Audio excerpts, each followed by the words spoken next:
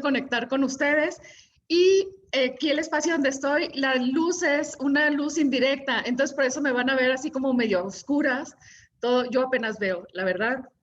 Tengo aquí mis apuntes justamente para la plática de hoy, la presentación de hoy, y digo, bueno, ¿cómo le vamos a hacer? Pero bueno, ya estamos aquí. ¿Cuántos de ustedes como maestra de escuela, no lo puedo evitar, cuántos de ustedes han leído este dictamen de ley? Bueno, vi una mano, porque no los veo a todos, pero apenas vi dos manos. Para los que no lo han visto, bueno, y los que ya saben o no lo saben, esta ley, que es una ley general, siempre ha sido una ley general la relativa a protección civil. Las leyes generales o leyes marcos son aquellas que expide el Congreso con dos propósitos específicos. Voy a empezar por ahí. El distribuir competencias entre la Federación y los estados, otorgando las bases para el desarrollo de leyes locales y correlativas, es decir, hay una facultad concurrente entre la federación, los estados y los municipios. Y la segunda es establecer el régimen federal para regular la acción de los poderes del Estado centrales en la materia que se trate, en este caso de la gestión integral de riesgos y la protección civil. Un poco de la sinopsis o de los antecedentes o de lo que plantean como el argumento para la presentación de esta ley, y es crear este ordenamiento jurídico con el objeto de establecer disposiciones en materia de gestión integral de riesgos y protección civil para enfrentar los efectos adversos de los desastres. Esta información la obtuve del portal de la Cámara de Diputados. No me culpen a mí. Voy a empezar cada vez que encuentre algo que a mi parecer no estamos quedando igual o no representa ningún cambio, o al final del día representa el mismo esquema reactivo porque el discurso a lo preventivo cambió antes del año 2000, o sea, ya hace muchos años, pero en la práctica seguimos trabajando de manera reactiva. Hoy nuevamente, al verlo planteado así, de manera, es como la síntesis, el argumento, lo que lo sustenta, de alguna forma, pues al parecer sigue siendo una legislación que, aunque en espíritu pretende ser de carácter muy preventivo, sigue siendo reactivo. Pero bueno, define las bases de coordinación, que es el principal propósito de la ley, establece los mecanismos de coordinación y la definición de las fases de la gestión integral de riesgos de desastre. Otro gran error, ustedes, los que ya me conocen y ya me han escuchado, la gestión... De entrada, a mí no me gusta gestión integral de riesgos. Creo que es un concepto mal traducido. Yo, por formación y de formación académica y profesional, yo lo llamo manejo integral de riesgos, que es una concepción mucho más amplia del concepto.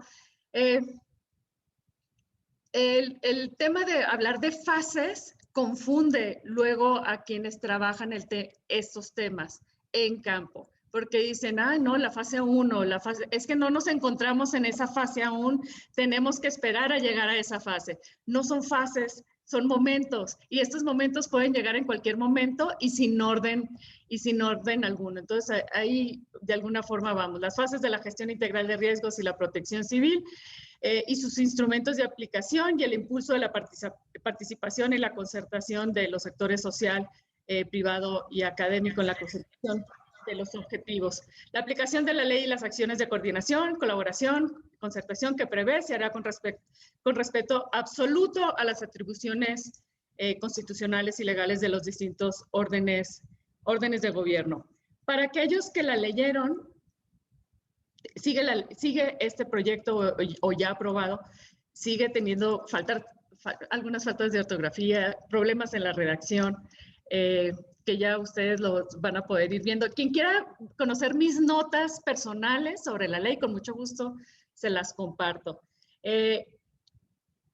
Estoy presentándoles el cuadro resumen que presentan en la Cámara de Diputados, junto con el documento que se publicó ahora en diciembre en la Gaceta Legislativa.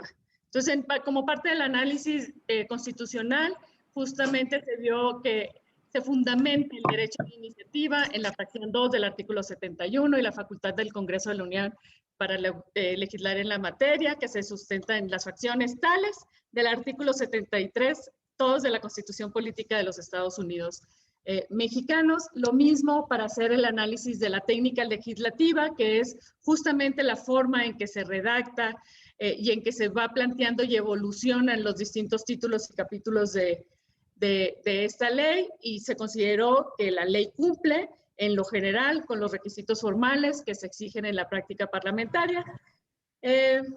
Y va encabezado título, la propuesta, el planteamiento del problema que la iniciativa pretende resolver. Yo sí quiero decirles que es una ley que no tiene metas claras, ¿no? Si hablamos de que se trata de una ley que está dirigida a definir o asentar las bases de coordinación o establecer las bases de coordinación entre los distintos actores de manera vertical y horizontal, la ley cumple con todos y cada uno de sus objetivos. Los legisladores consideraron que no era necesario llevar a cabo un cuadro comparativo por tratarse de una nueva ley, porque ellos dicen, con esto queda sin vigencia la ley del 2010 y esta se trata de una nueva ley. Sin embargo, hay muchos temas que se siguen trayendo de la vieja ley y quedan aquí plasmadas en este nuevo ejercicio. Estas son iniciativas que fueron tomadas en consideración, trabajos que los propios legisladores llevaron a cabo y subieron al Pleno o subieron al interior de la Comisión de Protección Civil en la Cámara de Diputados. Esto para que ustedes lo tengan y sepan todos aquellos... ¿Alguien me llamó o alguien habló con su micrófono abierto? ¿No? ¿Alguien que me ayude? ¿Fue un micrófono abierto nada más? Bueno, fue un micrófono abierto. Sí, doctora. Muchas gracias. Entonces, sigo. Esto es nada más para que ustedes sepan en todas las iniciativas en las que estuvo basado, que se inspiró o que fueron tomadas en consideración para la integración de este nuevo documento. Es que estoy queriendo quitar los cuadritos de donde los veo, a los poquitos que veo de ustedes. ¿Qué se está proponiendo y cuál es la estructura de esta iniciativa aprobada y dictaminada por comisiones? Bueno, son 5 títulos y el apartado de artículos transitorios. El primer título habla de las disposiciones generales, el segundo de las bases de coordinación para la gestión integral de riesgos y protección civil. El tercer título habla de la gestión integral de riesgos de la protección civil y sus instrumentos, el título cuarto sobre la participación ciudadana y el título quinto sobre las denuncias, medidas de seguridad y sanciones que tiene esta ley. Y entonces nos vamos a ir de alguna forma poco a poco con este ejercicio que hice de ir analizando punto por punto cómo encontraba yo esta nueva propuesta. Quiero agradecer a los anfitriones porque la verdad es que ellos hicieron este ejercicio de dibujar esquemáticamente cómo estaban planteados los distintos títulos, capítulos y artículos de esta ley, y es justamente los esquemas con los que yo voy a estar trabajando, los que vamos a estar revisando. El capítulo primero que aborda, que tiene 7 artículos, habla sobre el objetivo y la aplicación de la ley, habla de estas acciones de coordinación y colaboración y concertación que prevé que se hará con respeto absoluto a las atribuciones.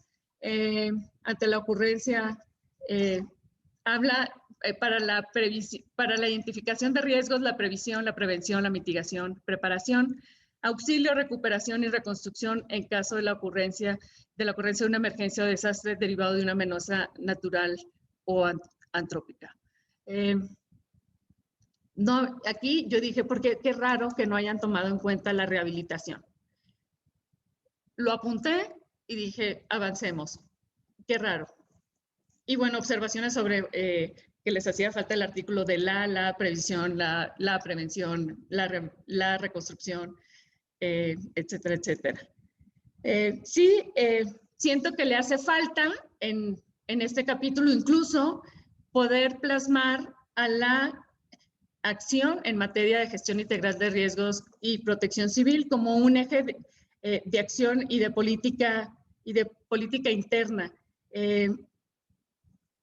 Creo que aquí debió haber quedado claridad sobre el espíritu y el efecto o el aspecto transversal que le queremos dar a estos temas desde hace muchos años y que no se ha podido. Creo que aquí era un espacio oportuno para que se diera.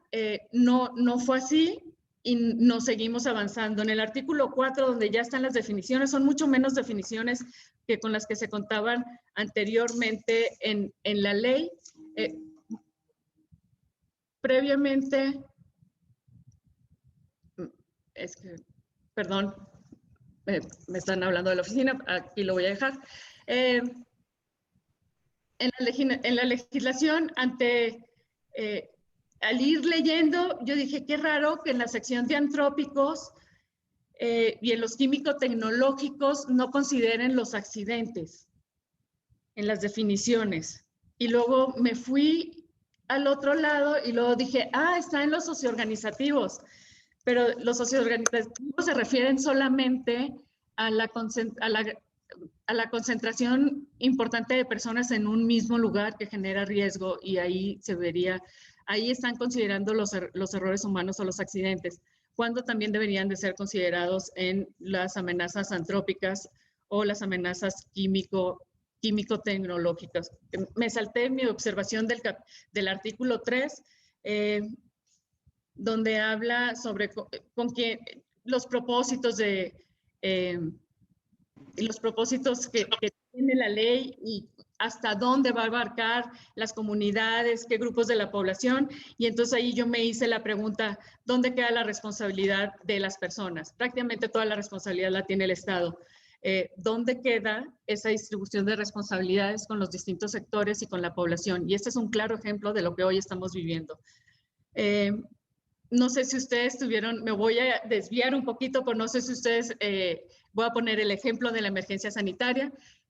Leyeron ya las recomendaciones que hicieron este grupo de expertos al gobierno federal sobre estrategias que podrían permitir o llevarnos a mitigar el riesgo de contagio y bajar esa curva de contagios, principalmente en la zona centro del país y algunos estados del norte, donde están los contagios más altos. Nos dimos a la tarea de revisar y dijimos, esto ya lo hicimos, esto ya lo hicimos, esto ya lo hicimos.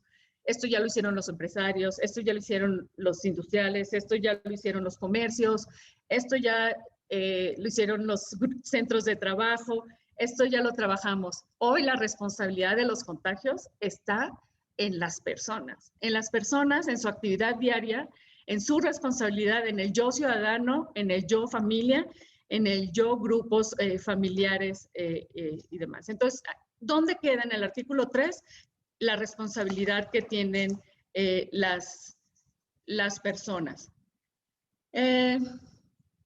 Como les digo, el tema de los errores está considerado en los socioorganizativos, que no debería estar solamente ahí.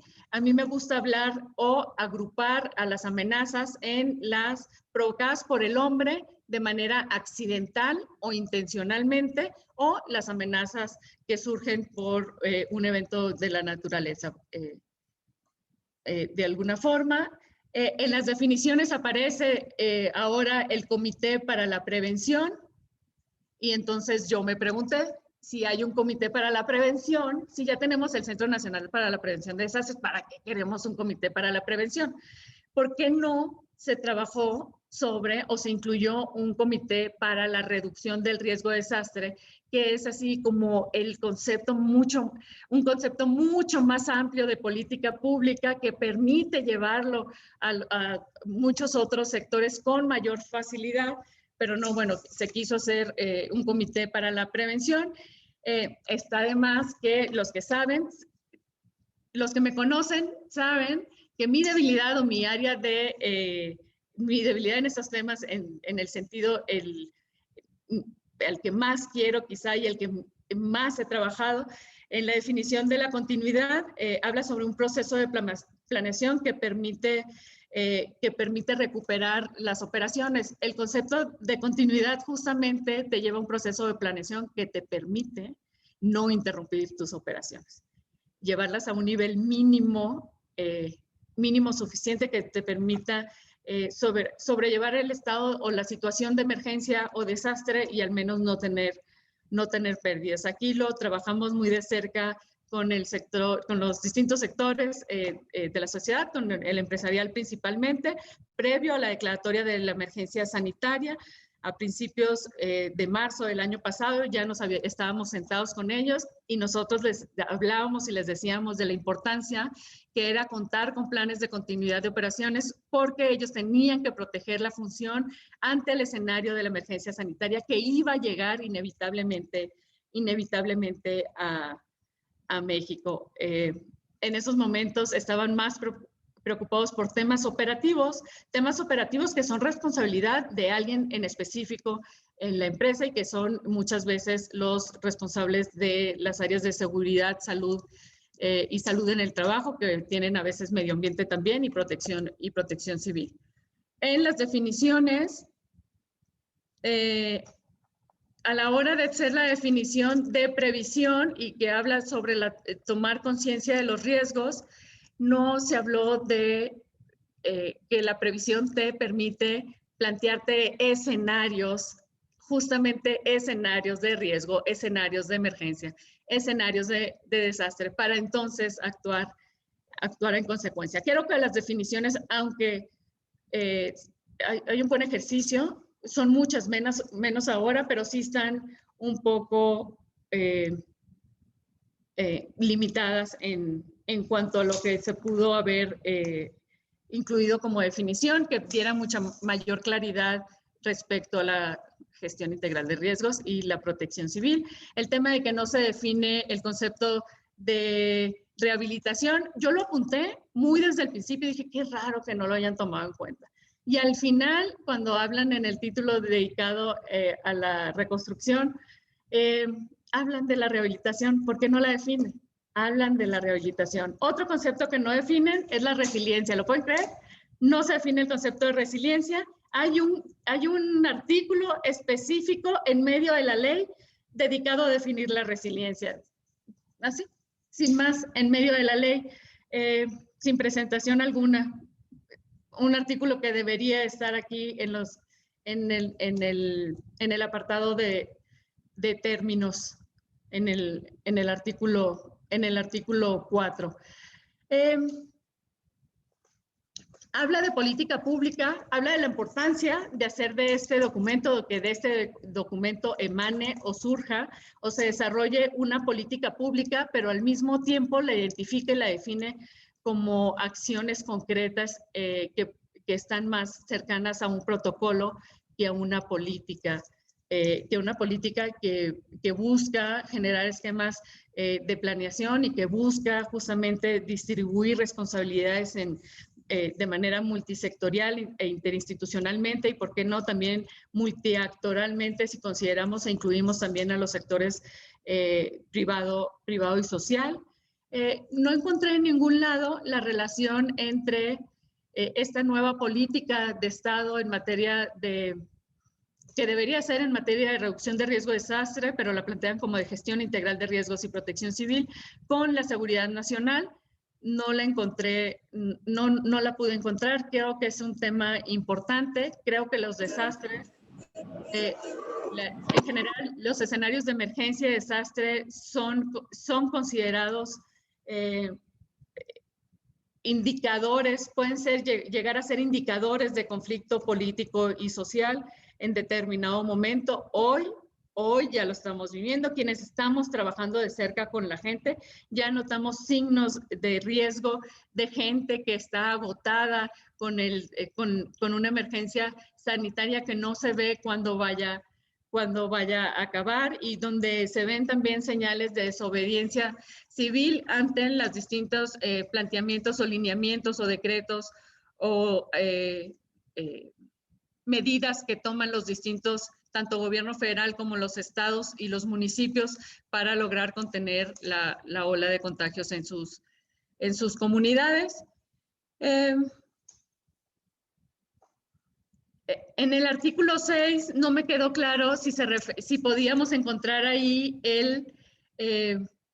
si ahí podíamos ver reflejada la transversalidad, el aspecto transversal de esta ley o de esta política pública. El artículo 6 dice: corresponde a las instituciones del Estado establecer políticas públicas para la gestión integral de riesgo de desastre y protección civil, y deberán coadyuvar para que se realice de forma coordinada y eficaz. ¿Será que con eso quisieron darle o quisieron tomar en cuenta la transversalidad, que más adelante vemos que está incluida como parte de los principios de la gestión integral de riesgos, pero finalmente no queda claro?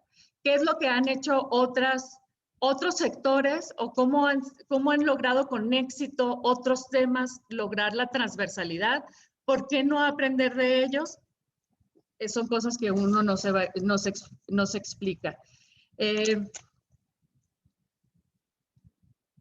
Capítulo 3, que habla, bueno, los principios. ¿Dónde están los principios? En los principios es donde habla de la transversalidad justo y la integralidad de la gestión, pero no queda realmente clara. Pero aquí sí habla sobre la corresponsabilidad con la sociedad y con gobierno, muy importante para el trabajo que se hace constantemente. Hay ciertos escenarios de emergencia que permiten identificar con mucha más claridad la corresponsabilidad que hay en cuanto a la atención o a la respuesta a una emergencia o a un desastre.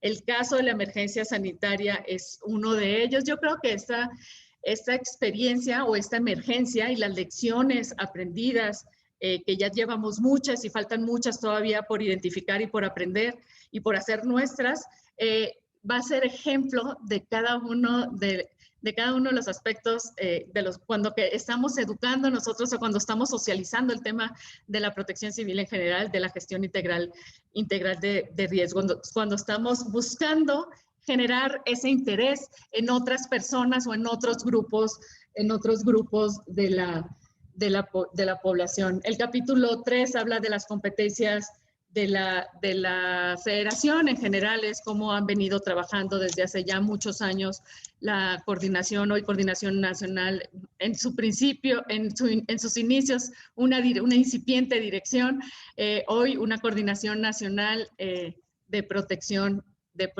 Civil. El título segundo habla de las bases de coordinación de la gestión integral de riesgos de desastres y protección civil.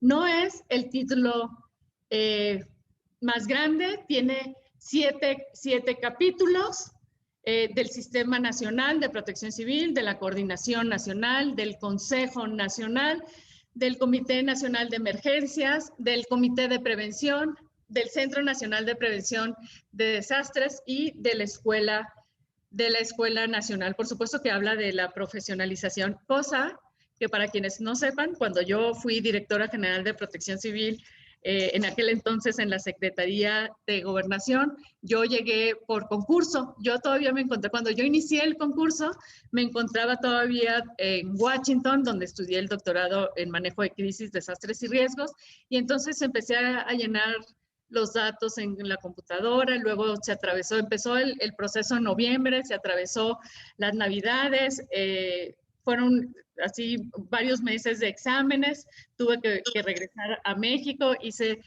los exámenes duraban muchísimo tiempo, fuimos 150 personas las que iniciaron en este proceso de selección para la Dirección General de Protección Civil, llegamos 3 a la final. un señor con amplia experiencia en la administración pública, amplísima experiencia, pero cero conocimiento en materia de protección civil. Un capitán del ejército con el cual hice una entrañable amistad y se fue luego a trabajar conmigo y luego yo. Íbamos en ese orden y nos dijeron desde el principio, vamos a hacer las entrevistas y si alguien nos convence, a ese contratamos y ya no continuamos con las entrevistas. Yo estaba lo último y yo fui la que terminé quedándome. Carlos Méndez Melo luego se fue a trabajar conmigo y él sigue trabajando todavía también los temas de protección civil. Algo que me llamó mucho la atención y es que en este esquema de coordinación, en el artículo 19, habla sobre la necesidad de comunicar a quienes coordinan a la Secretaría de la Defensa Nacional, de Marina y a la Secretaría de Seguridad Pública, aquellos que implementan el plan DN3C de auxilio a la población en caso de desastres, al plan Marina de auxilio a la población en casos de emergencia o desastre y el plan de la Guardia Nacional para la asistencia a la sociedad en caso de emergencias, respectivamente para cada una de las dependencias. Esto debería ser materia del reglamento. ¿Por qué está en la ley? Es algo que cuesta trabajo. ¿Por qué no? Si vamos a especificar quiénes son los primeros respondientes, ¿por qué no especificamos también cuáles son las responsabilidades de las otras dependencias? No es tema de la ley. Creo que se fueron a lo específico. Una ley general debe ser lo suficientemente general que te permita conocer cuál es nuestro tramo de responsabilidad, pero que te permita actuar con un gran rango de oportunidad que te permita hacer mejor tu trabajo. Entre más específicos somos, más nos cerramos nosotros a poder hacer nuestro trabajo. Ahora que la verdad es que hemos disfrutado mucho nuestro trabajo aquí en Puebla. No sé si haya gente de la Coordinación General aquí conectados hoy, pero la verdad es que lo hemos disfrutado porque cada vez que me dicen y que yo les digo, no, nosotros lo podemos hacer. Y encuentro la forma en el marco normativo para poder hacerlo, se vuelve muy divertido. A veces a lo mejor nos hacemos de más trabajo del que pudiéramos hacer, pero hasta ahora lo hemos podido hacer con responsabilidad y con la verdad, con un gran honor y orgullo de estar aquí al frente de un gran equipo de trabajo. Nos seguimos del Consejo Nacional de Protección Civil, que pocas veces se reúne. Las últimas veces que se ha reunido, bueno, en los años más recientes, pero en realidad desde que existe la figura del Consejo Nacional de Protección Civil en las leyes, en la materia, pocas veces se reunió. Dice que una de sus funciones, nada más voy a hacer referencia a una de sus funciones porque dice, una de sus funciones es proponer la aprobación. ¿A quién le va a proponer el Consejo? Aprobar. El Consejo es el que aprueba. El Consejo no propone la aprobación. ¿A quién se la propone? No, el Consejo aprueba. Entonces, ahí son esos detalles finos en los que pues hay errores que pudieran convertirse en un vacío, porque el Consejo ¿a quién le propone la aprobación del programa nacional en materia de gestión integral de riesgos y protección civil? Es difícil saberlo, ¿no? Cuando en realidad es el Consejo el que debería de aprobarlo. Les decía, habla nuevamente del Comité Nacional de Emergencias, que ya de hecho ya existe y funciona y es la forma en que se toman decisiones operativas desde el gobierno federal de manera interinstitucional, coordinada, sumando a un esfuerzo. Es ahí donde se confluyen estos esfuerzos de emergencia. Muchas veces la gente que ama el sistema de comando de incidentes, luego no le gusta porque luego yo les digo, sistema de comando de incidentes en México son los consejos nacional, estatal o el comité de emergencias o los consejos estatales y municipales de protección civil, porque ahí es donde se toman las decisiones realmente. Hay algunas decisiones que sí se toman en campo, pero en realidad se toman en el seno del Comité Nacional de Emergencias o de los consejos nacional estatales y municipales de protección civil. Le sigue en el capítulo 5 el Comité Nacional, el Comité de Prevención, y es ahí donde yo dije, ¿por qué un comité de prevención y no un comité para la reducción del riesgo de desastre? Siempre la palabra prevención genera falsas expectativas en la población, porque luego la población cree que podemos realmente evitar que las cosas sucedan. Y no podemos evitar que las cosas sucedan. Lo único que podemos hacer realmente es reducir el impacto negativo de aquellos eventos que pueden convertirse en una situación de crisis, de emergencia o de desastre.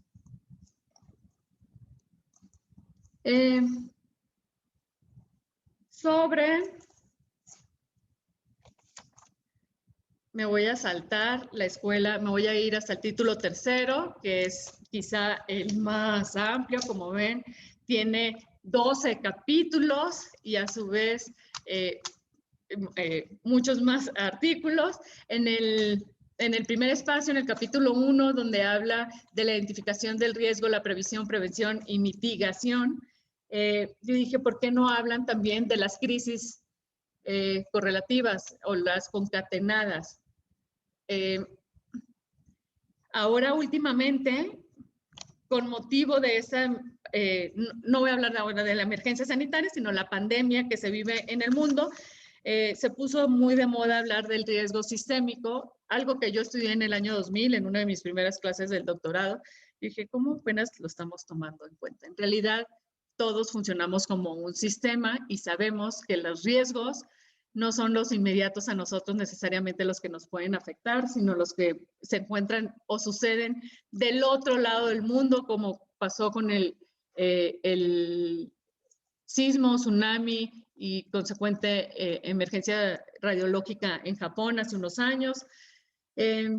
Hubo crisis en el mundo, la industria más afectada fue en el mundo, no en Japón, en el mundo fue la industria automotriz.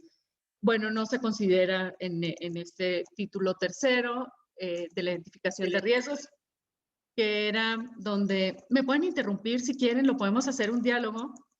De hecho, llegué tan rápido que ni siquiera me serví un vaso con agua y tengo la garganta seca, pero podemos hacerlo diálogo y puede ser a lo mejor incluso mucho más enriquecedor.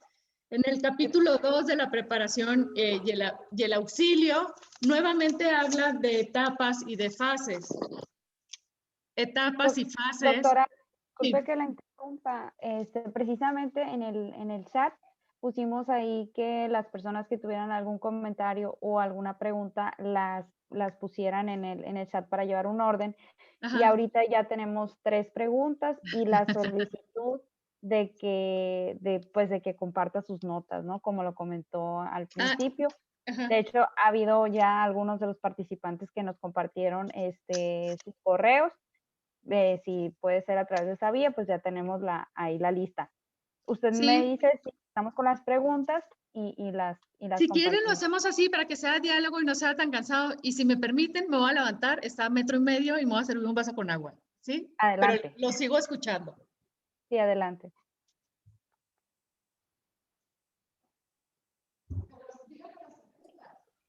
Las imágenes que están proyectadas por la doctora Ana Lucía Gil, que es un desglose de la estructura del dictamen de la Ley de Gestión Integral de Riesgos y Protección Civil, ya está subido en el chat de esta conferencia. Sí, muchas gracias, porque la verdad es que me las facilitó el que lo dijo. ¿Quién lo dijo? El queridísimo Luis Mora. Ellos hicieron este ejercicio. Yo lo dividí un poco para que me cupieran en las láminas y pudiera presentarlas. Pero sí, este ejercicio ya está. A lo mejor y podría yo hacer ahí notas y los comentarios que tengo en post-its los podría adjuntar a la presentación y con mucho gusto se las hago llegar en el transcurso del fin de semana. Perfecto. Doctora, le mandan saludos desde la Ciudad de México el doctor Silva. También el ingeniero arquitecto Maximino Martínez desde Acapulco dice, Guerrero. ¿qué opina que ahora no se habla más a fondo sobre la profesionalización de los titulares de protección civil en todos los niveles? ¿Seguiremos en la ocurrencia y en la improvisación? Esa es su pregunta. A lo mejor yo no, si lo que buscan es querer dirigir todos los esfuerzos a la profesionalización, porque yo fui resultado de un ejercicio, o sea, yo cuando ocupé la Dirección General, como les digo, de Protección Civil en Gobernación, yo fui parte de un proceso de selección que gané. No fui el mejor resultado en el examen, fui la segunda mejor, yo saqué poco más de 80 de preguntas de una ley que no se entendía y un manual de organización que se te olvidó, terminabas de leer y ya se te había olvidado lo que decía al principio. La única persona que sacó un 100 perfecto fue parte del equipo que construyó los reactivos del examen y que trabajaba en la Dirección General de Protección Civil. Así que no cuenta. Bueno, y la respuesta, Max. Fíjate que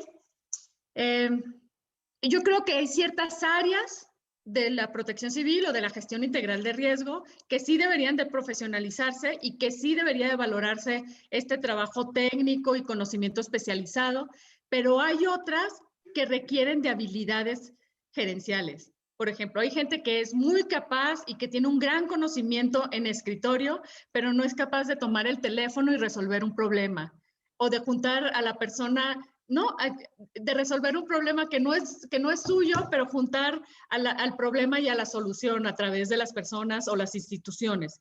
Entonces, muchas veces lo que necesitas es alguien que solucione con una visión amplia, un criterio amplio. Al final, estos temas son responsabilidad de todos y todos deberíamos de tener derecho a trabajar en ellos. Es decir, yo no tengo ningún empacho en que llegue gente nueva a la protección civil, a la gestión integral de riesgos y se sume porque hay un área de especialización ahí donde ellos han venido trabajando que puede sumar a los esfuerzos que hacemos y que trabajamos cada uno de nosotros, los que estamos aquí hoy, todos los días. Muy bien, muchas gracias, doctora. También Osiris Pomperosa Sánchez pregunta, en el artículo 4, en las definiciones, ¿por qué cambiaron la palabra fenómeno por amenaza? Es algo que yo no sé. Y fíjate que lo tengo en una de las observaciones en la última lámina, que nada más puse 5 conclusiones. Si me dan oportunidad, les hago más comentarios porque tenía como 15, pero dije ya, hasta aquí lo voy a dejar. Entonces me voy a dejar tarea a mí misma y les voy a incluir lo que yo creo que son debilidades y fortalezas todavía de la ley. Yo creo que tiene que ver con que la gente no entiende fenómeno perturbador. No lo utilizas, pues. O sea, no vas con la gente. La ley debería, como es de observancia general para todos, la ley debería de ser entendida por todos. Y si tú vas por la vida diciéndole a la gente, es que gente, tú debes de entender, tu persona que vives en esta zona rural, que hay un fenómeno perturbador que, ¿no? La gente no entiende. Yo creo que es un buen ejercicio. Es mucho más fácil hacer reaccionar a la gente si le hablas de una amenaza y literal, incluso más que hablar del riesgo, yo hablaría de los impactos que también no se toman con tanta formalidad en esta ley. ¿Hay más preguntas? Bien. Sí, dice, doctora, en Reynosa la recordamos con mucho cariño, le manda saludos Emilio Sondereger, no sé cómo se pronuncie. Dice, tiene 2 preguntas. ¿Cuándo se espera que ya esté autorizada esta nueva ley? Y 2, ¿cómo permeará en los estados? Fíjate que no soy abogada, entonces, pues entiendo que esta se publicó en la Gaceta de la Cámara de Diputados, faltaba irse a la Cámara de Senadores y que regresara a la de Diputados y luego se publicara en el Diario Oficial de la Federación. Si eso no sucede, nunca entrará en vigor. Y la forma en que se socializa, bueno, cada estado tendrá que hacer este ejercicio de alineamiento a la ley. hay que recordar en los antecedentes normativos en materia de protección civil que fueron los estados a partir del año 1992 que iniciaron con la aprobación de sus leyes estatales antes de contar con una ley general de protección civil, que la primera, entiendo, se publicó, se aprobó y se publicó en el año 2000. Muy y bien. también saludos hasta Reynosa, por supuesto. Yo también lo recuerdo con mucho cariño. Muchas gracias. También aquí hay un comentario, dice, saludos estimada doctora, es de suma importancia la capacitación, ya que son autoridades que deben tomar decisiones y en ocasiones hay personas que desconocen el tema. Esto lo comenta el maestro Jorge Peña Cruz. Sí, yo no digo que no estén capacitados, yo nada más digo que no necesariamente todas las plazas deban de ser ocupadas por alguien que tenga trayectoria en materia de protección civil. Creo que en todas las profesiones hay aspectos de protección civil o de riesgos que pueden sumar a este trabajo de coordinación que hacemos, a este trabajo preventivo, a este trabajo de reducción de riesgos, a este trabajo de mitigación del riesgo, de mitigación del impacto negativo de los desastres en general. Los economistas pueden hacer mucho, todas las profesiones pueden hacer mucho. El tema de la profesionalización debería de ir encaminado a ciertos niveles y a ciertas áreas, no necesariamente a todas, pues. Porque entonces nos encasillamos y entonces estamos hablando de lo mismo y no crecemos a la velocidad que deberíamos de crecer cuando hay gente que trae algo nuevo que decir. Muy bien, aquí otra pregunta de parte de Mauricio Res. Dice, ¿qué opinión respecto a la integración del Sistema Nacional de Protección Civil en la Secretaría de Seguridad Pública? Yo creo que le resta importancia, no solamente eso, lo pusieron por debajo de una subsecretaría, aunque era una coordinación nacional, estaba a nivel de subsecretaría, reportaba directamente al secretario, a la figura del titular de la Secretaría de Gobernación. Yo creo que no debería de estar ahí. Eso habla de un enfoque, nuevamente, de un enfoque y de un carácter operativo y de respuesta, de reacción, no de política pública y de gobernanza en general, de gobernabilidad en el país. Ok, aquí tenemos un comentario de José Roberto Ramírez. Dice, saludos doctora Ana Lucía desde Monclova, Coahuila. Dice, muy interesante todo. Un abrazo. Nosotros estamos actualizándonos en protección civil y regularmente nos topamos con directores de protección civil a nivel municipal que no saben ni qué es la protección civil y es un grave problema en nuestro México. Eso sí es muy cierto. Una cosa es que te den la responsabilidad y otra cosa es que no hagas nada por aprender del trabajo. Hay mucha gente que sin haber tenido un acercamiento previo a la protección civil, llegan como titulares a nivel municipal o a niveles estatales y hacen un trabajo extraordinario. Yo les puedo decir que yo soy originaria bueno, no le digan a nadie, pero nací en Torreón, pero crecí en Hermosillo. Yo me considero hermosillense porque pues ahí estuve desde los 2 meses, ahí viví desde los 2 meses, ahí están mis amigas de toda la vida. Ahí hice la primaria, ahí crecí. Entonces y siempre viví en zonas altas. Bueno, en Hermosillo no pasaba nada, ¿no? Antes, ahora ya pasan más cosas, pero antes no pasaban, era más chiquito Hermosillo, no pasaba nada. Cuando llovía, que llueve muy poco, llueve torrencialmente y entonces el drenaje no está hecho para captar el agua de lluvia, entonces pues siempre había encharcamientos y bajaba el agua de las zonas altas e inundaba las partes bajas de la ciudad. Bueno, yo siempre viví en zonas altas, entonces mi acercamiento a las inundaciones y a los encharcamientos era a través del periódico al día siguiente, cuando veías que la gente salía en sus cuatrimotos. Era cuando si se mojaba el carro se quedaba parado. Algunos de ustedes no saben de eso porque son muy jóvenes, pero a otros sí nos tocaba, se mojaba y ya no prendía, se apagaba y ya no prendía, entonces tenía alguien que ir a ayudarte a salir del encharcamiento. Mi acercamiento lo que yo hacía era análisis de riesgo político, de conflicto, a eso yo me dedicaba originalmente. Y cuando me fui a estudiar una maestría en conducción política y estando allá ocurrió los ataques del 11 de septiembre del 2001 y ahí fue cuando supe que esta área de continuidad, específicamente de continuidad de gobierno, era lo que yo estaba queriendo hacer o lo que yo estaba prácticamente haciendo sin conocimiento mayor. Y yo dije, no, yo voy a estudiar este doctorado en desastres para utilizar la metodología de la atención a los desastres a las crisis políticas. Originalmente así fue como llegué.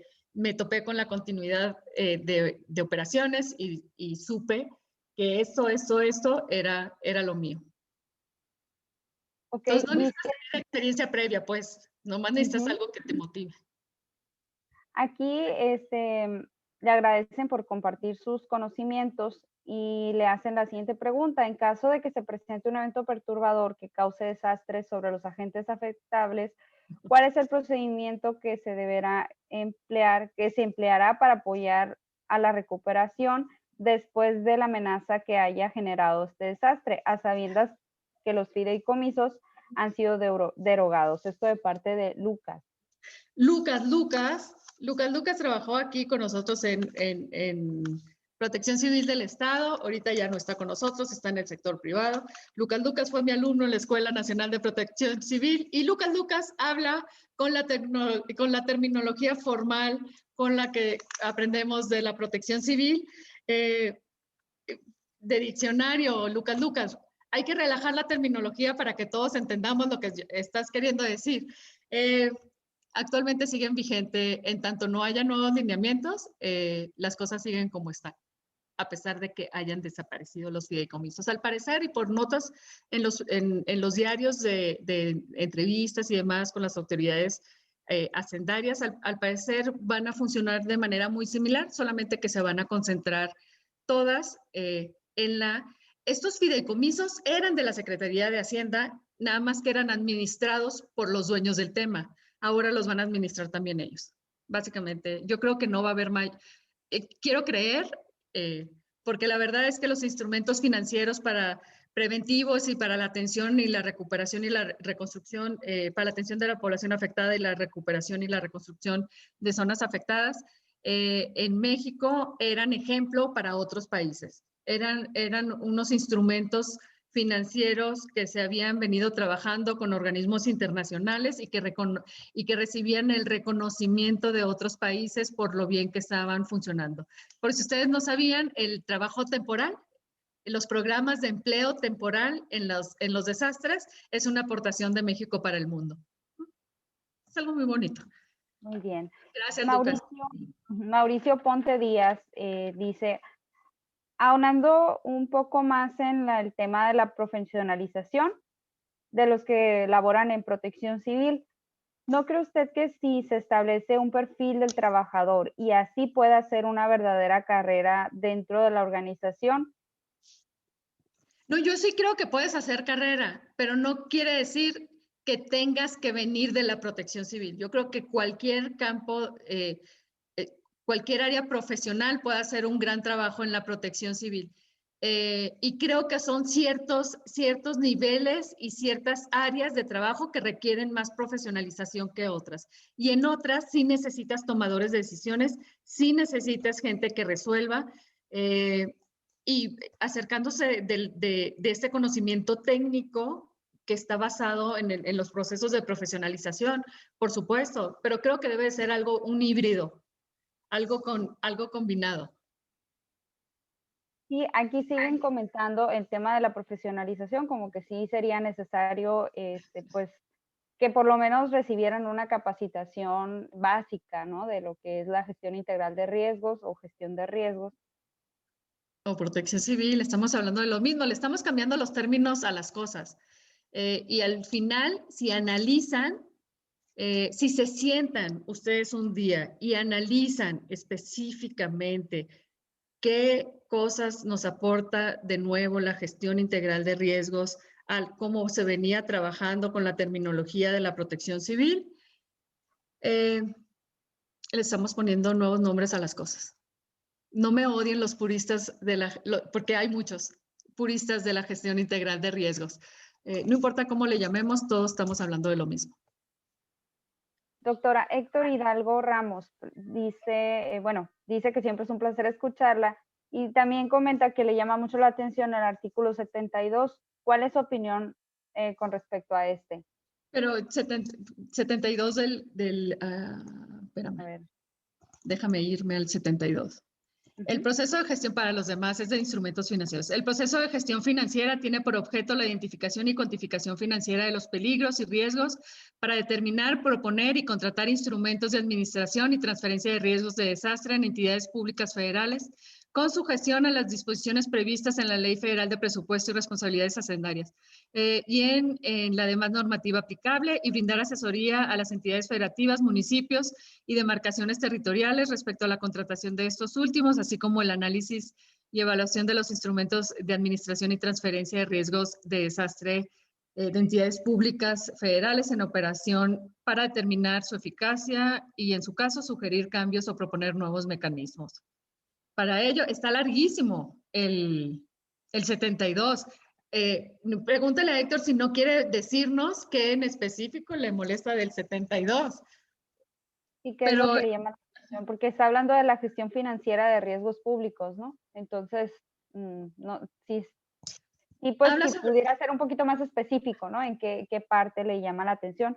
Mientras, si quiere contestamos la otra pregunta, es del ingeniero Miguel Morales, y dice, ¿sabrá si actualmente el gobierno de México y el gobierno de Puebla invierten en seguros como instrumento de transferencia de riesgo? Sí, el gobierno de Puebla, el gobierno del estado de Puebla tiene su propio seguro, su instrumento financiero para la transferencia de riesgo, y está administrado y bajo el resguardo y bajo la responsabilidad de la Secretaría de Finanzas en el estado. Ok, preguntan también cómo se aborda la educación comunitaria en preparación para desastres. Eduardo Díaz creo que de Guadalajara. Con trabajo de campo y haciéndolos a ellos responsables de identificar sus riesgos y identificar las soluciones. A mí esos programas que buscan y promueven la resiliencia comunitaria y que van y les dan reglas y les dicen cómo se hacen las cosas, nadie es más resiliente que aquellas personas que vienen en más vulnerabilidad en este país, porque ellos viven en una crisis permanente. Ellos saben saben salir de las crisis, saben reaccionar ante los riesgos. Nadie mejor que ellos sabe los riesgos que enfrenta. Aquí en Puebla, los que viven en zonas de posible deslizamiento de laderos, en barrancas, cerca de los ríos, ellos saben los riesgos que enfrentan y no quieren cambiarse de lugar, quieren seguir viviendo ahí. Y de hecho, cuando algo sucede, tampoco les gusta, no es una comunidad, las comunidades rurales vulnerables aquí en Puebla son tan resilientes, no les gusta irse a los refugios temporales, están identificados, están habilitados, administrados por la autoridad municipal con el apoyo de tanto del DIF del municipio como del DIF estatal, que tienen la principal responsabilidad de atenderlos. No se usan. Aquí en Puebla la gente no le gustan los refugios temporales. Claro, aquí no hay quizá aquellos eventos hidrometeorológicos, aquellos que causan grandes inundaciones y que las inundaciones duran por días o semanas, como en otros estados. Aquí escurre el agua. La cantidad enorme de agua que nos llega escurre y se va al estado vecino de Veracruz, donde ahí sí se queda días y días. Preguntan, creo que referente a esto que comenta en el tema de que no quieren moverse de lugares de riesgo, ¿no cae la autoridad en omisión? No, cada quien es responsable. La autoridad define zonas de riesgo y los notifica en todo caso de que están viviendo en zona de riesgo, pero ellos saben, es como la gente del volcán también, ellos saben que viven en zona de riesgo y lo que han decidido hacer es conocer el riesgo para tomar decisiones inteligentes cuando estas decisiones inteligentes se deban de tomar. Ahora, la comunicación debe ser permanente, recordarles, porque en el día a día, pues tendemos a olvidar los riesgos que enfrentamos. Entonces, nada más es un trabajo de ayudarle a la gente a no olvidar los riesgos que enfrenta. Muy bien, pues sí hay comentarios más del tema de profesionalización. De todas maneras, le vamos a hacer llegar todo el chat a la Ok, doctora. súper. Creo que aquí ya nos estamos llegando al tiempo, si el presidente Ajá. explica, O no les sé, digo, ¿cómo les se digo en ríe general, de o les tiempo? digo en general, me quedaban poquitos comentarios. ¿Se los digo, mis comentarios? Sí, adelante. Artículo 49, la definición de resiliencia. ¿Por qué está ahí la definición de resiliencia? Nadie se lo explica. El tema de género, que tan puristas son también las áreas de protección civil en el país, de que hay que tomar en cuenta la perspectiva de género. ¿Dónde quedó en esta ley? No quedó. Hacen responsable, la verdad es que en materia de protección civil en los inmuebles, el tema de las unidades internas y los voluntarios, yo creo que son áreas no de oportunidad, sino en peligro de extinción. Yo creo que todos deberíamos de tener este conocimiento de los riesgos que se enfrentan y de los protocolos de cómo responder, y cada quien sería responsable. Aquí hacen responsable a la unidad interna de la elaboración de los programas internos de protección civil. Les digo, capítulo 7 no está definida, bueno, es lo del Atlas, más bien es en el capítulo 8, en el programa de reconstrucción, hablan de la rehabilitación, pero no está definida, como les dije desde el principio.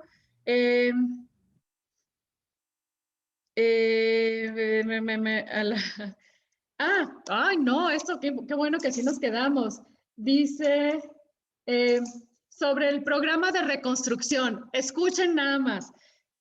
Posterior, ya en el artículo 60, es el segundo párrafo del artículo 60, dice, posterior a la declaratoria de desastre, la persona titular del Poder Ejecutivo Federal determinará la pertinencia de elaborar un programa nacional de reconstrucción a través de la comisión intersecretarial que para esos fines se constituya de conformidad con la Ley Orgánica de la Administración Pública Federal a partir de las afectaciones provocadas por los desastres. ¿Dónde está el enfoque preventivo?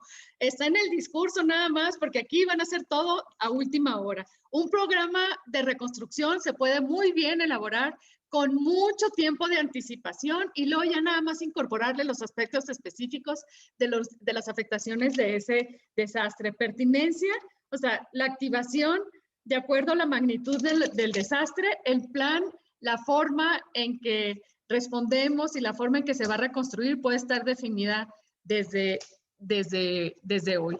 Y yo creo que en general es el tema de los donativos. Los donativos solamente están en el capítulo 12 de los donativos, que hablan de los donativos para el auxilio de la población. ¿Dónde están los donativos para el trabajo preventivo? ¿Dónde están los donativos para el trabajo que nos permita reducir el riesgo de desastre? Sí, ya sabemos que podemos responder. El problema es que no hay dinero para hacer este trabajo que es quizá el trabajo más caro y quizá el trabajo que no se ve, para reducir el riesgo de desastre. Aparte, habla sobre los donativos en dinero. Y no vamos a controlar aquellos donativos en especie. A nosotros cada vez que nos donan algo, yo inmediatamente lo mando que le pongan el sello de que pertenece al gobierno del estado, porque si no se pierden las cosas, sin querer se pierden las cosas. Los donativos en especie solo se los permite a las personas que instalan centros de acopio. No, también a los gobiernos se les debería de permitir y se les debería estar contemplado como parte de esta ley. El capítulo 2 del título cuarto de la Red Nacional de Brigadistas Comunitarios. Yo dije, qué bueno que estén rescatando la red de brigadistas comunitarias. Yo quiero ser una brigadista comunitaria. Y luego las reglas son para grupos de brigadas. O sea, el título está mal. No considera brigadistas de manera individual, los considera como grupos, como brigadas comunitarias. O sea, la persona en lo individual no se puede sumar a las brigadas. Y eso sería de manera muy genérica mis observaciones y críticas. Siempre es mucho más fácil hacer, perdón que ya no me seguí con eso, pero me quedé con lo de las preguntas, pero esas serían mis observaciones generales sobre esta ley, las áreas de oportunidad o las oportunidades que se perdieron en este ejercicio. Sí permite como una ley marco ordenar el conjunto de acciones y de trabajo de coordinación de todos los entes. La formulación de este anteproyecto tuvo como componente la participación de expertos. Ojo, pero de alguna forma limitada, de alguna forma sesgada. Yo no participé en las mesas, me invitaron a una, creo, así porque alguien dijo, ay, no la querrán invitar. Y yo veía el perfil de la gente que participó. No digo que no hayan sido expertos, pero eran un mismo perfil de expertos. Es decir, que su enfoque estaba muy limitado sobre lo que podían aportar a este ejercicio. El rol de actores no estatales no queda de todo el claro, no queda si hacen un trabajo consultivo o voluntario o de responsabilidad propia al interior de sus organizaciones. La generación de información, muy importante, sí está a través del CENAPRED, pero como parte del proceso de transparencia y rendición de cuenta y lecciones aprendidas, ¿qué podemos aprender de cada evento? ¿Qué hicimos bien y qué hicimos mal? Eso lo tenemos que repasar y lo tenemos que hacer público para poder mejorar la forma en que hacemos las cosas. Y por último, pero no será el último que verán, porque cuando les haga mi tarea el fin de semana les voy a mandar más comentarios, no se va a quedar en 5, quizás sean 10 o 15. Se aborda la transversalidad como principio, pero queda débil su articulación con otras políticas sectoriales. Es decir, pues sí se pudo haber hecho un mejor trabajo, ¿no? Sin mayor esfuerzo, ¿eh? Sin mayor esfuerzo se pudo haber hecho un mejor trabajo. Y con eso termino, no sé si tengan otro comentario o ya terminamos. Doctora, yo tengo uno. Juan Manuel, adelante. Te dejé de oír, Juan Manuel. Te escuchaba muy bien cuando dijiste tengo uno y ya no te escuchas.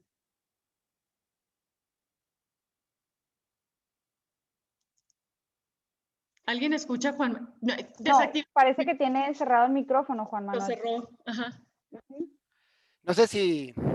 Ya lo escuchamos. Si me puede dar su punto de vista. Yo soy consultor en parte del programa interno para personas con discapacidad. Se deben de tomar en cuenta. Nosotros estamos actualizando o ayudando, no actualizando porque no podemos ser juez y parte, pero sí estamos en un proceso de asesoría al interior de algunas dependencias del gobierno del estado y estamos tomando en cuenta a las personas con alguna discapacidad que habitan ese inmueble y se van a hacer protocolos específicos para esas personas. Bueno, le comento porque yo estoy desarrollando el programa interno de protección civil para personas con síndrome de Down. Ah, qué bien. Pero deberías de desórdenes. Muchas gracias. Deberías de incorporarlo, o sea, no hacerlo uno en específico como programa interno, sino incorporar los protocolos que ellos deben, la información del programa interno que ellos deben de conocer. Al contrario. Gracias, muy amable. Qué padre. Gracias. Platicamos después. Gracias, muy amable. Gracias. ¿Alguien Me más? gustaría preguntar si el presidente... ¿La puedo distraer? ¿Mande? ¿La puedo distraer con una pregunta, doctora? Por supuesto.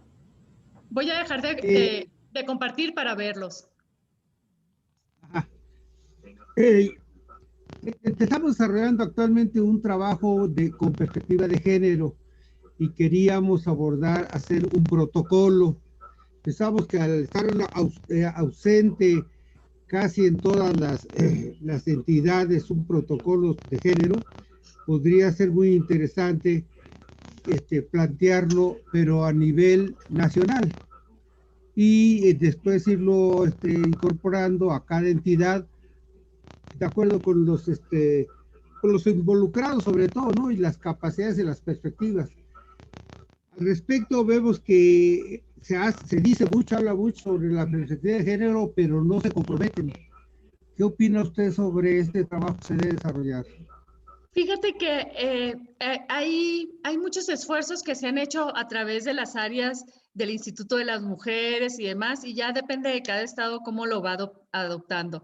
Yo te puedo decir que aquí en Puebla no lo hay, no hay esfuerzos previos o a lo mejor no quedaron bien plasmados en materia de integración de la perspectiva de género a la protección civil o a la reducción del riesgo o a la gestión, como le queramos llamar, todos hablamos de lo mismo. Y estamos iniciando con un proyecto junto con la Secretaría de Igualdad Sustantiva y JICA. JICA, yo muy agradecida con con Protección Civil, con el secretario de Protección Civil en el estado de Chiapas. No solamente soy maestra de la Escuela Nacional de Protección Civil Campus Chiapas, el secretario me propuso para un curso en Japón sobre la perspectiva de género en la reducción del riesgo de desastre, y forma parte de mis compromisos llevar este trabajo como una política pública. Originalmente iba a ser un estudio, un diagnóstico a nivel nacional, pero como ya me vine a trabajar a Puebla y estoy muy contenta, voy a hacerlo como un programa para Puebla, para que sirva. Entonces estamos todos muy contentos. JICA está muy contento de que se pueda hacer aquí en Puebla. Yo estoy muy contenta de que lo podamos hacer aquí en Puebla y espero que surja un gran proyecto bajo el liderazgo de otra secretaría, no de nosotros, sino de la Secretaría de Igualdad. No sé si estás hablando con nosotros, Roberto, pero tienes cerrado tu micrófono. Estamos desarrollando en el marco del doctorado del NANAPROC de allá del Campus Chiapas. O sea, usted es muy conocida por allá. Yo me tomé la libertad de entrar ahorita a esta conferencia y me pareció muy oportuno, porque conoce el tema de que estamos desarrollando ahorita ese trabajo en una de las materias ya del cuarto cuatrimestre, y creemos que no solamente es necesaria, importante y además actualmente por todo lo que se está presentando, no solamente en México, en todo el mundo. Pero también pensamos que esto debe ser transversal con otras áreas. Correcto. ¿Por qué? Porque si lo hacemos en protección civil, podemos caer en algunas inconsistencias. No podemos forzar las cosas a que nada más sea una toma de decisiones en una amenaza, en un riesgo, en una de género, porque queremos meterlo como calzador, sino que por el contrario, esto se debe ser un análisis técnico-científico que tome los orígenes de realmente cuál ha sido porque la presencia de la mujer y la presencia de actividades de género tiene una historia, pero enorme, desde hace cientos de años. Oye, Roberto, además, te digo, Roberto, además Protección Civil no hace todo el trabajo. Tiene que ser un tema transversal. Por ejemplo, de nosotros surgió como parte de nuestro programa de trabajo llevarlo a cabo, pero lo vamos a trabajar con el liderazgo de otra dependencia, con el dueño del tema, ¿no? Debe ser, así debe ser. Sí, qué bueno que coincidimos en eso, doctora, porque sentimos que aunque sea un trabajo doctoral de investigación para el doctorado que se lleva ahí, debe no tratar de cerrarlo y abarcar y decir, aquí está ya este producto que se debe aplicar universalmente. No, yo creo que estas serán las bases con una apertura de que sea transversal en muchas materias, y no solamente en materias, sino también, a ver si te escucho. No, son bases y son guías, y uno las va adoptando de acuerdo a la región, al trabajo, a las dinámicas sociales. No puede funcionar una misma guía para todos, porque la forma en que interactuamos y culturalmente como estamos educados varía diametralmente de una región a otra del país. Y yo acabo de estar en una región entre Oaxaca y Guerrero, y en la plática que tuve ahí con algunas gentes de la comunidad de origen afromexicano, cuando les comenté que estábamos haciendo este trabajo, me dijeron, oye, ¿y no crees que sea más interesante trabajar? Lo de género nos parece sensacional, y no sé, pero de actual, y además qué bueno que protestan y pintarrajean todo aquello que las puede hacer menos invisibles, pero ¿no crees que la cuestión del racismo es más mundial, es más fuerte en cualquier país, sobre todo por lo que acabamos de ver que pasó en los Estados Unidos, ¿no? Que después de un presidente como Barack Obama, matan a uno y se desarrolla la de Dios Padre y Señor nuestro, ¿no? Oye, o sea, el problema... Roberto, llévate mi teléfono y luego seguimos platicando tú y yo para que podamos seguir aquí, no se vuelva un diálogo entre nosotros dos. Lo único que te voy a decir, y para darle crédito a la gente que participó en la integración de esta ley, es que ese tema sí está contemplado. derechos humanos, El de género. población vulnerable. humanos, sí. No, el de género dije que no, ¿dónde quedó? Lo perdieron. Sí estaba y lo perdieron. El de género no está, pero el tema de diferencias raciales, igualdades, de derechos humanos. Pero sigamos con los demás, Roberto, para que aprendamos todos a ver si alguien más tiene algo que decir. Y con toda confianza que te compartan. Lo compartí en la presentación. Te compartan mi teléfono y seguimos platicando.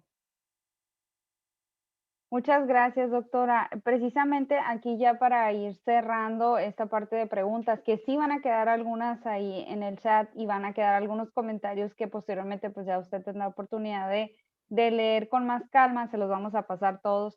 Tenemos una última pregunta que dicen que si todavía estamos a tiempo de corregir este anteproyecto de ley. No sé cuál es, no sé técnicamente, no sé qué es lo que tendría que pasar. Imagino que sí podría, no tendría por qué no. O sea, no, pero no soy abogada, pues no sé. Honestamente, no sé. Por tema de técnica legislativa. Muy bien.